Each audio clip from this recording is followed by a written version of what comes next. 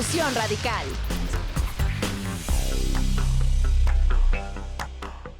Bienvenidos, bienvenidas y bienvenides a Inclusión Radical, su podcast de confianza sobre todos los temas de diversidad que quieran encontrar en internet. Mi nombre es Jazmín, como siempre estoy con Itzel, mi compañera conductora, y pues estamos empezando esta temporada 6, la sexta temporada, la sexta es la vencida. Uh-huh. Y bueno, ojalá que no. Ojalá que no. No, más temporadas. Sí. Bueno, entonces hoy estamos con Adriana y con Gwen y vamos a hablar acerca de un tema que nos apasiona mucho, pero me gustaría que ustedes se presenten, ustedes son las voces expertas, entonces que nos platiquen un poco sobre ustedes y comencemos nuestra conversación. Vale, ¿empiezas, Adri? Tú empiezas. Empiezo. Bueno, yo soy Gwen, soy psicóloga y soy creadora de contenido en TikTok y obtuve un diagnóstico tardío de autismo. Ok. Sí.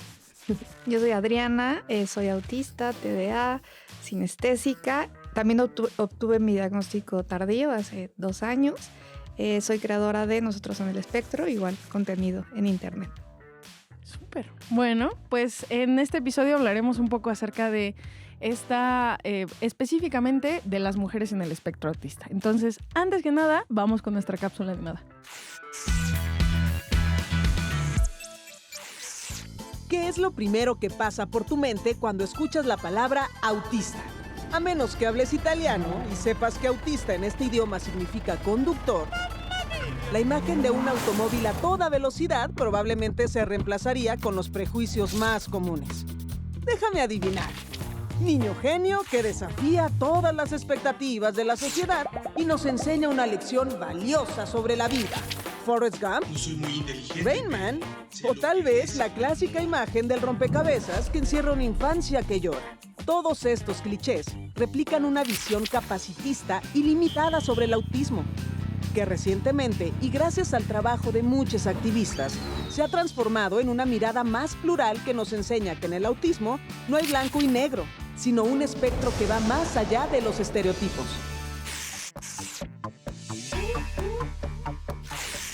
Bueno, entonces ya habiéndonos acercado a la temática general del autismo, me gustaría que pudiéramos comenzar con ustedes explicándonos qué entendemos como autismo en general. Digo, la pregunta de tesis, ¿no? Sí. Siempre empiezo así. Grande. Sí, no. Hay que hacerlo diferente, pero lo que ustedes quieran decir. Bueno, empezar por el principio, ¿no? ¿Qué es el autismo? El autismo es un neurotipo, es decir, es parte de la diversidad humana, es un tipo de cerebro. Okay. Exactamente. Y bueno, este neurotipo se constituye por una divergencia en el neurodesarrollo que comienza desde que nos estamos formando y está con nosotros hasta que morimos. Es decir, nacemos y morimos siendo autistas. A mí me gustaría que pudiéramos como aterrizar muy bien cuáles son los términos pues que la comunidad ha construido y ha aceptado, ¿no? Porque hablábamos mucho de que en la investigación encontrábamos que hay en el... ¿Qué es el DMS? DSM. Ay, perdón. Ups. Pero que viene como trastorno del espectro autista, ¿no? Y en alguno de sus contenidos yo veía que decían que no es un trastorno, ¿no? Entonces, ¿por qué viene esa terminología? ¿Qué pasa con estos manuales médicos que tienen estos términos y que la misma comunidad renuncia a esas etiquetas? Claro, ¿quieres explicarlo tú, Adri? Bueno, no es un trastorno, porque justo como decía Gwen en un principio, o sea, nacemos autistas, morimos autistas, no es algo que nos pasó en la gestación o consecuencia de un trauma, no, es parte de la diversidad humana. Entonces, llamar a la diversidad humana un trastorno, o sea, no nos identificamos por eso. El origen de estos manuales pues es justamente como, siento yo como que normar, como meter todo en el mismo lugar, ¿no? Entonces, si sales de la norma, pues estás trastornado. Claro. Uh-huh. Claro, y también creo que son como muchos movimientos de reivindicación, ¿no? Que digo, cada cada segmento, cada divergencia tiene los propios, pero en el autismo justo, ¿no? En algún momento los autistas, después de ser como tan violentados, también fue, ya basta, ¿no? O sea, no hay nada que reparar conmigo, ¿no? O sea, toda la vida han intentado repararme y no hay nada que reparar, ¿no? Entonces es cuando empiezan dentro de comunidades autistas, porque de pronto da la impresión, siento yo, de que es como muy nuevo que estemos tomando redes y que estemos hablando de esto, pero la realidad es que no, ¿no? O sea, desde 70s, 80s ya había comunidades autistas que estaban, pues sí, ¿no? Abogando por sus derechos, estaban compartiendo información, ya había asociaciones de autistas. Entonces es en estas comunidades donde surgen los términos de la neurodiversidad, ¿no? De un poco, no sé si normalizar sea la palabra, pero justo aceptar que somos parte de la diversidad humana, ¿no? Ningún cerebro es exactamente igual al otro. De pronto hay cerebros que divergimos más de la norma, pero eso no quiere decir que esté mal, ¿no? O que estemos enfermos o que estemos trastornados. Simplemente tenemos una forma de experimentar el mundo que es distinta y de experimentar la realidad y de construirla que es distinta, pero eso no quiere decir que estemos enfermos. Claro, y que además creo que también tiene que venir acompañado, ¿no? Con el tema del diagnóstico. Y en ese sentido, creo que también es importante preguntar, ¿no? Puntualizar cómo vienen estos diagnósticos, ¿no? Desde dónde nos empezamos a dar cuenta, si tuviéramos que acercarnos a algún profesional, ¿no? Dónde vemos alguna característica que nos haga pensar si nosotros mismos pues estamos siendo parte, ¿no? de este espectro, o si alguien más, ¿no? ¿Cómo podríamos como acercarnos o ver algún dato, ¿no? Por ahí que nos acercara hacia eso, y qué tan difícil sigue siendo el tema de diagnosticar, por lo menos en este país, el espectro autista? Me gustaría regresar un poquito al otro tema, porque la gente luego tiene mucha duda de cómo me refiero a una persona autista, ¿no? Porque claro, en sí. el manual dice trastorno del espectro autista, que lo juntan como TEA, y entonces está, la persona es TEA, la persona tiene autismo o la persona es autista. Creo que nada más están esas opciones, ¿no? Creo que también algo que, digo, para sumarme un poco a esto, de el Asperger, un poco como esta herencia histórica de Hans Asperger y este investigador vienes, que también es una etiqueta que se ha renunciado, ¿no? O sea, ya se decide no utilizarse. Entonces, esos términos, sí, ¿cuál es el apropiado? Pues la mayoría de la comunidad nos gusta que nos digan autista. Soy autista, porque es parte de mi identidad. No tengo autismo, no estoy con el autismo, no es así como... No es un accesorio, no se pone. Mi cuate el autismo. No, o sea, soy autista y soy autista, ¿no? Claro. También que te digan, hay una persona con TEA, Claro. suena rarísimo. Sí. Igual suena como que es algo extra, ¿no? Algo a ti, con TEA. Sí, que lo traes ahí pegado, ¿no? Soy una persona con homosexualidad, ¿no? También suena raro, ¿no? Sí. Claro. Ay, o sea, mi Con amiga. homosexualismo. Sí, este es mi lado lesbiano, se los presento. sí, sí. Claro, sí. Sí, yo creo que son cosas que constituyen, como decía Adri, pues una parte tan fundamental de la identidad y de la forma en la que te relacionas contigo y con el mundo que es pues imposible de separarlo de ti, ¿no? Entonces creo que por eso muchos preferimos simplemente soy autista, no con autismo o tengo autismo o TEA. Y luego el tema de Asperger se pega un poco con tu pregunta del diagnóstico, porque el Asperger se consideraba como una categoría diagnóstica del espectro autista. Salió de los manuales hace 2013, creo. 2003. Pero hay muchas personas que siguen queriendo llamarse Asperger, porque el Asperger como que se le considera como que es un autismo de alta funcionalidad, o sea, como si fuera mejor. es como un tema como de, bueno, yo siento que es como de capacitismo interiorizado, ¿no? Es como de, sí soy autista, pero soy como de la supremacía autista que no necesita como más apoyos, como... A mí me da como esa... No, y que al final las etiquetas son aprendidas, ¿no? O sea, digo, si el nombre viene de un personaje histórico, pues es algo que te dijeron que se nombraba así y que tanto describe entonces, o sea, el espectro, ¿no? Y cómo va evolucionando también, ¿no? Y cómo se vaya acomodando, ¿no? Cómo se va manejando ya ahorita la sociedad, ¿no? Si hay más acercamiento, conocimiento al tema y que ya no es tampoco como, uy, es que algo que nos enseñaron hace 45,000 años, sino que también va evolucionando, ¿no? Sí, y esta cosa de nombrar, o sea, a partir de quién descubrió las cosas. Ajá. Por ejemplo, Como tuvimos tus esta trompas de falopio. Eso, ándale, a eso Esas, iba, a esas las trompas. del señor falopio. Claro, Ajá, porque Yo ajá. sabía eso. Sí, pues se llama falopio por un investigador Sí. que las descubre, ¿no? Algo que Sí. hemos tenido en el cuerpo toda la vida Él las las mujeres. puso ahí. Sí, y No dices, estaban antes. falopio te dijo, toma tus Ajá. tropas, ¿no?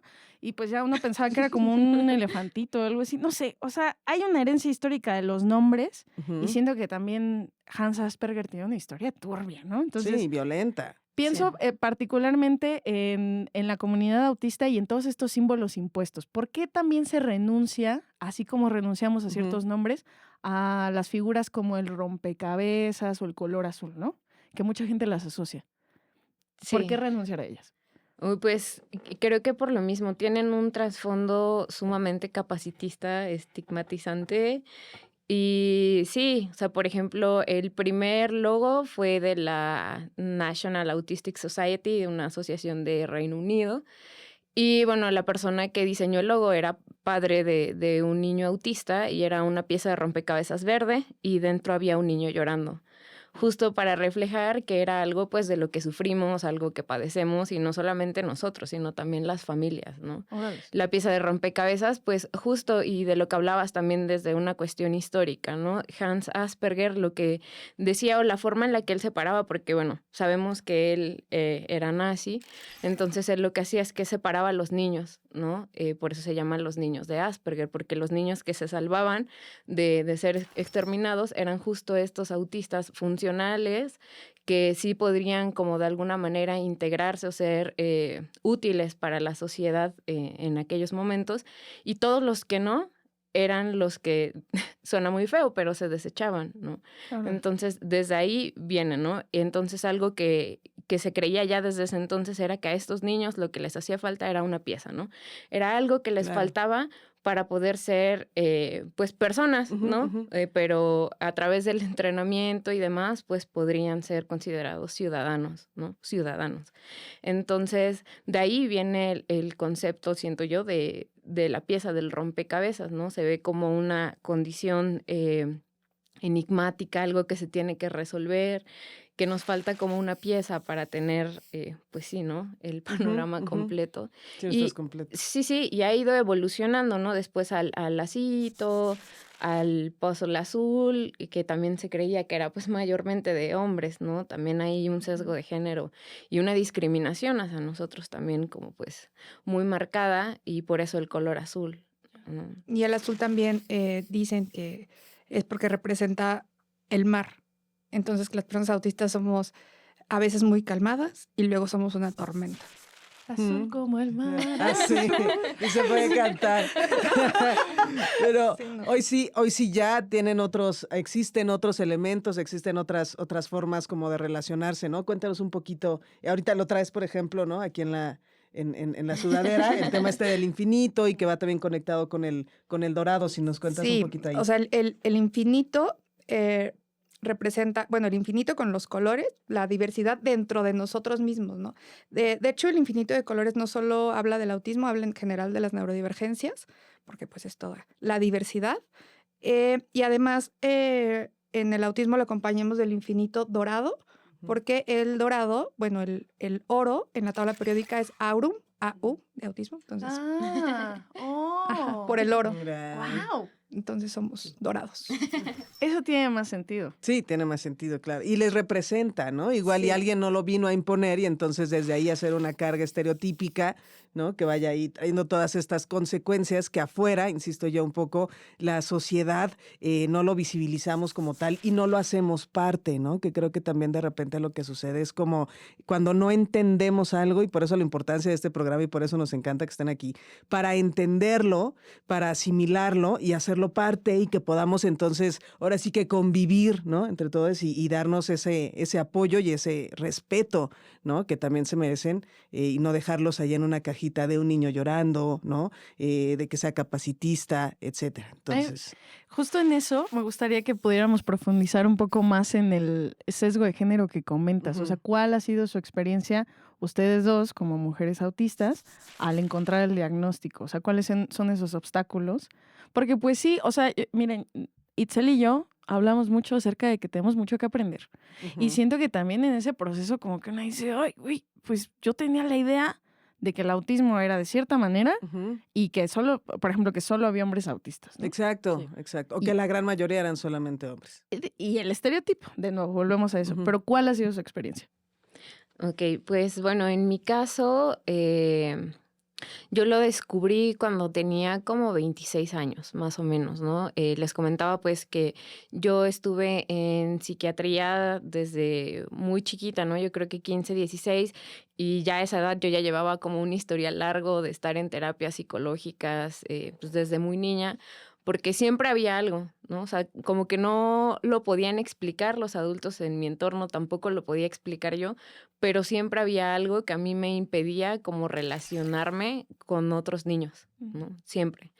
Entonces, pues eso desencadenó en una depresión súper grave, en ansiedad también, y pues, te digo, empecé a ir con el psiquiatra.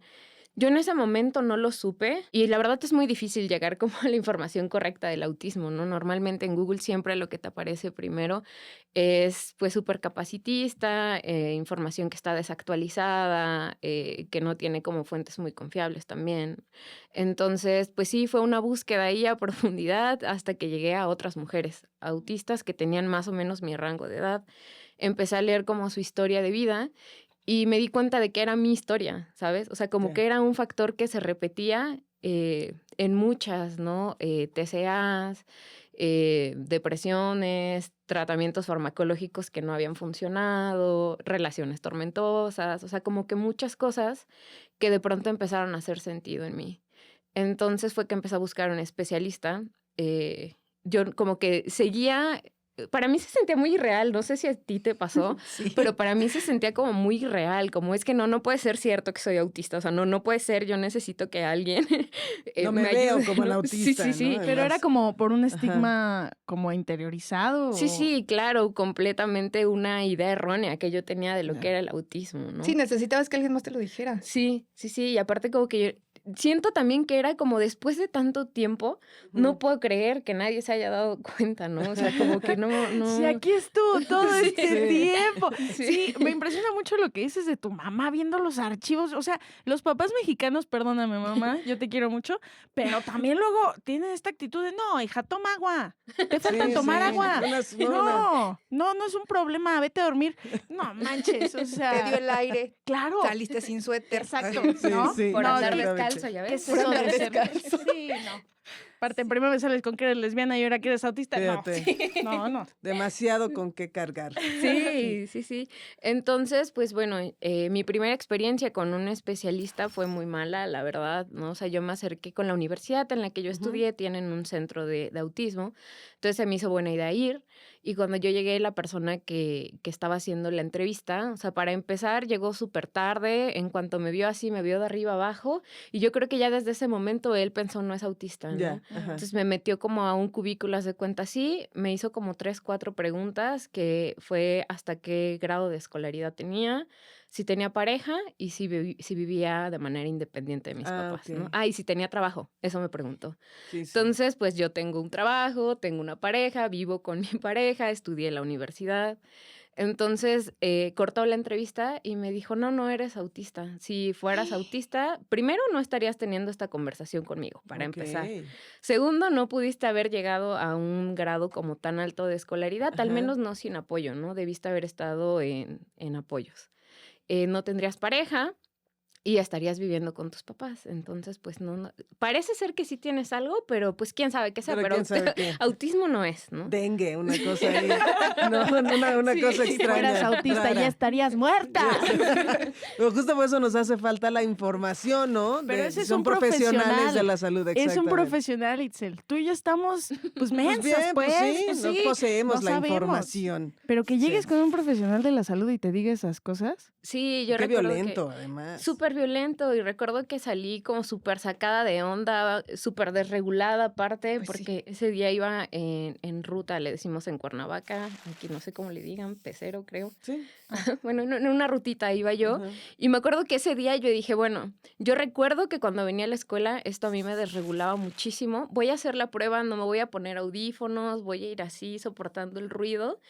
y seguramente voy a hacerlo bien y pues no soy autista, porque si fuera autista no podría hacer eso. Además te echaste la culpa, Sí. ¿no? O sea, fue como yo no estoy siendo lo Lo estoy suficientemente fingiendo. bien autista, ¿no? Sí, lo estoy fingiendo. Ajá. Entonces llegué a mi casa en una super crisis ese día por todo lo que había pasado y el ruido y la gente y demás. Y pues llorar y llorar. O sea, para mí esa época fue un llorar todo el tiempo. Entonces, la mamá de una amiga que es autista también, pues platiqué con ella y le dije lo que estaba pasando y me recomendó el lugar en donde yo obtuve mi diagnóstico. Okay. Entonces ya tomé una cita y empecé con el proceso. Yo no hice mi diagnóstico como de inmediato. Mi terapeuta sabiamente me sugirió empezar con terapia primero. Y dentro de esa terapia, pues se trabajó mucho estas ideas que yo tenía sobre el autismo y explicarme mucho de la neurodiversidad y aclararme como muchas dudas que yo tenía al respecto. Y yo creo que ya después como de 2 meses y medio, ella me planteó si quería hacer ya el diagnóstico o prefería no hacerlo. Algo que también trabajábamos mucho era el para qué. Y creo que en algún punto de la conversación llegaremos cuando hablemos de autodiagnóstico. Pero justo era, ¿para qué quieres saberte autista? ¿No? O sea, ¿para qué quieres someterte al proceso diagnóstico, ¿no? Entonces, desde ahí para mí empezó como un proceso de reflexión, ¿no? ¿Para qué necesito saber esto, no? O sea, al final, lo que decíamos, ¿no? ¿Por qué necesito que alguien externo me valide, no? O sea, ¿qué está pasando conmigo, no? Al final yo llegué a la conclusión de que era justo para conocerme mejor y hacer las adaptaciones en mi vida que tuviera que hacer. Si necesitaba a lo mejor algún tipo de tratamiento farmacológico, porque les digo que yo lidié mucho con depresión, pues tomar ahora sí el adecuado y decidí hacer el diagnóstico ya con las pruebas y fue así que obtuve. Digo, creo que dentro de todo lo malo, no me fue tan mal como les fue a otras personas porque yo solamente me enfrenté a un mal profesional. Y ya de ahí pues llegué con alguien que sí me validó, pero sí fue difícil. Sí fue difícil. Y en tu caso, Adriana, tú no solo tienes tu diagnóstico de autismo, sino también eres mamá. Sí, soy mamá de un pequeño autista y de hecho él fue el que me trajo mi diagnóstico. ¡Órales! ¡Wow! Sí. O sea, ¿los diagnosticaron al mismo tiempo? No, fue él y 6 meses después yo, la que se acercó y me dijo, oye, te quiero hacer un... Y me lo dijo así como con todo el miedo del mundo, ¿no? Ajá. Y me dijo, pues yo creo que tal vez tu hijo es autista. Y dije, bueno. Yo igual sin saber ni qué era el autismo, llegué a mi casa, empecé a buscar en Google, a ver videos, a investigar. Lo llevo a que lo evalúen y me dicen, sí es autista. Y yo, ok. Pero luego vino un momento súper horrible en mi vida, yo creo que de los peores momentos en mi vida, yo como mamá, queriendo apoyar a mi hijo sin conocimiento de nada, pensando justamente que mi hijo estaba en peligro, que algo estaba mal, que yo no sabía qué hacer. Claro. Entonces voy con un neurólogo y me acuerdo mucho porque me dicen, ¿qué le puedo ayudar? Y ya es que mi hijo es autista. Y me acuerdo que él me dijo, ajá, ¿y en qué te puedo ayudar? Y yo así. Claro, porque tú traías ya el cerebro grabado de... Yo el chip de que algo eso. tenías que hacer con una persona autista. Y yo así, no sé en qué me puedes ayudar. Claro. Y ya, entonces, en lugar de quedarme con ese neurólogo que me estaba realmente apoyando, fui y busqué otro, yo de necia. Ah, claro. Pues voy y busco otra neuróloga y la otra neuróloga. Sí que mira, dale esta terapia, dale estos chochos, me lo enchochó, lo mandó a terapia y la terapia solo tuvimos 2 sesiones, porque la terapia era, le daban unos cubos y él tenía que completar como cierta tarea.